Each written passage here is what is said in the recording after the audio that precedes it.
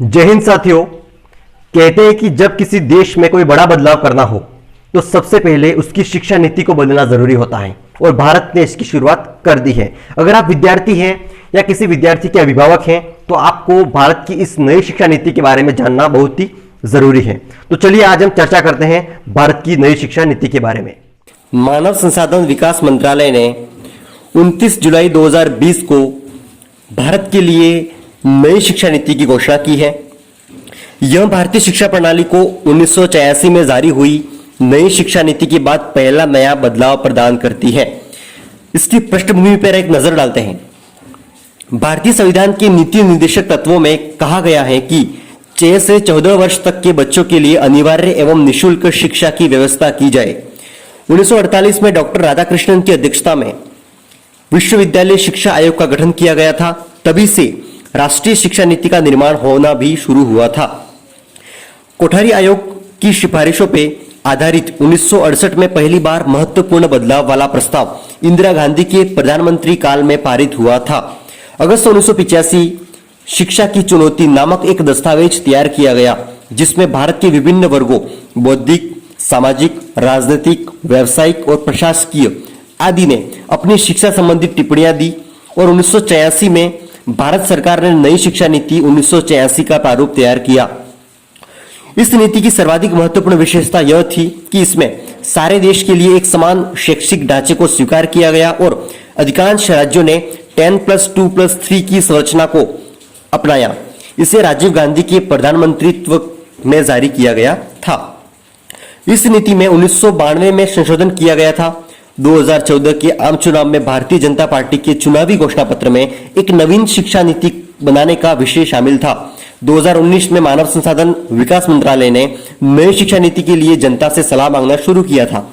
और अब जो ये नई शिक्षा नीति 2020 आई है, उसमें कुछ प्रमुख परिवर्तन क्या क्या है वो हम देख लेते हैं।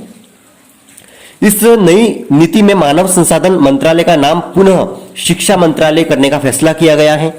इसमें समस्त उच्च शिक्षा, कानूनी एवं चिकित्सकीय शिक्षा को छोड़कर के लिए एकल निकाय के रूप में भारत उच्च शिक्षा आयोग का गठन करने का प्रावधान है।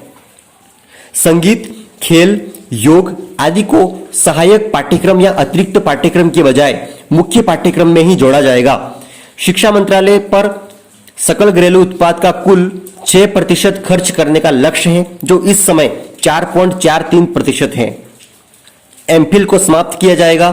अब अनुसंधान में जाने के लिए 3 साल के स्नातक डिग्री के बाद 1 साल स्नातकोत्तर करके पीएचडी में प्रवेश लिया जा सकता है। इस नई नीति में शिक्षकों के प्रशिक्षण पर विशेष बल दिया गया है। व्यापक सुधार के लिए शिक्षक प्रशिक्षण और सभी शिक्षा कार्यक्रमों को विश्वविद्यालयों या कॉलेजों के स्तर पर शामिल करने की सिफारिश की गई है। प्राइवेट स्कूलों में मनमाने ढंग से फीस रखने और बढ़ाने को भी रोकने का प्रयास किया जाएगा। पहले समूह के अनुसार विषय चुने जाते थे, किंतु अब उसमें भी बदलाव किया गया है। जो छात्र इंजीनियरिंग कर रहे हैं वह संगीत को भी अपने विषय के साथ पढ़ सकते हैं। नेशनल साइंस फाउंडेशन के तर्ज पर नेशनल रिसर्च फाउंडेशन लाई जाएगी, जिससे पाठ्यक्रम में विज्ञान के साथ सामाजिक विज्ञान को भी शामिल किया जाएगा। मतलब पहले आर्ट्स का स्टूडेंट्स या फिर साइंस का स्टूडेंट्स फिजिक्स के साथ तो इतिहास को नहीं पढ़ सकता था, लेकिन अब उसमें बदलाव करके कोई फिजिक्स का स्टूडेंट्स भी अपने रुचि के अनुसार इतिहास या भूगोल सब्जेक्ट को भी साथ में चुन सकता है। इस तरह के नए पुल का निर्माण होने की संभावना है। इस नीति में पहले और दूसरे कक्षा में गणित और भाषा एवं चौथे और 5वीं कक्षा के बालकों के लेखन पर जोर देने की बात कही गई है। स्कूलों में 10+2 फॉर्मेट के स्थान पर 5+3+3+4 फॉर्मेट को शामिल किया जाएगा। इसके तहत पहले 5 साल में प्री प्राइमरी स्कूल के 3 साल और कक्षा 1 और कक्षा 2 सहित फाउंडेशन स्टेज शामिल होंगे। पहले जहां सरकारी स्कूल कक्षा 1 से शुरू होती थी, वहीं अब प्राइवेट स्कूलों की तरह 3 साल के प्री प्राइमरी के बाद कक्षा 1 शुरू होगी।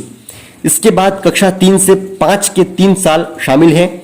इसके बाद 3 साल का मिडिल स्टेज यानी कक्षा 6 से 8 तक की कक्षा, और चौथा स्टेज कक्षा 9 से 12वीं तक का है, जो 4 साल का होगा।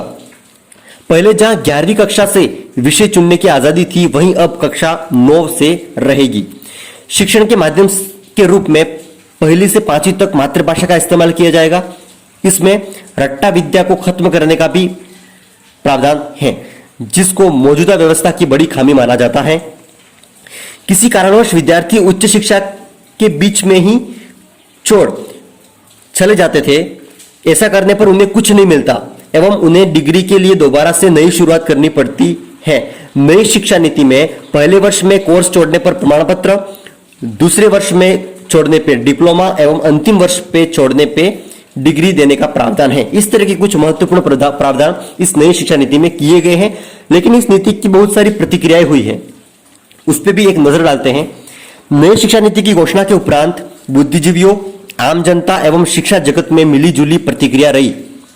वहीं मुख्यतः इसमें घोषित बदलावों का स्वागत किया गया है, लेकिन इसके कई लक्ष्य को पूरा होने पर संदेह व्यक्त किया गया है।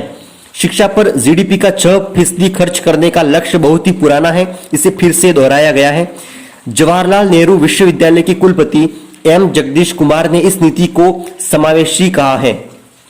कांग्रेस नेता एवं सांसद शशि थरूर का कहना है कि इस नीति में रखे कई लक्ष्य ऐसे हैं जिनकी पूर्ण होने की संभावना कम है। बीबीसी के अनुसार इस नीति में आरएसएस की पद्धति और योजना को शामिल किया गया है। दिल्ली विश्वविद्यालय के संगठन दूता ने इसकी कड़ी आलोचना करते हुए इसे आपत्तिजनक माना है, जिसका कहना है कि इसके द्वारा विश्वविद्यालयों की स्वायत्तता को बोर्ड ऑफ गवर्नर के जिम्मे झोंक देना अनुचित है। तो ये कुछ महत्वपूर्ण बातें थी भारत की न्यू एजुकेशन पॉलिसी के बारे में।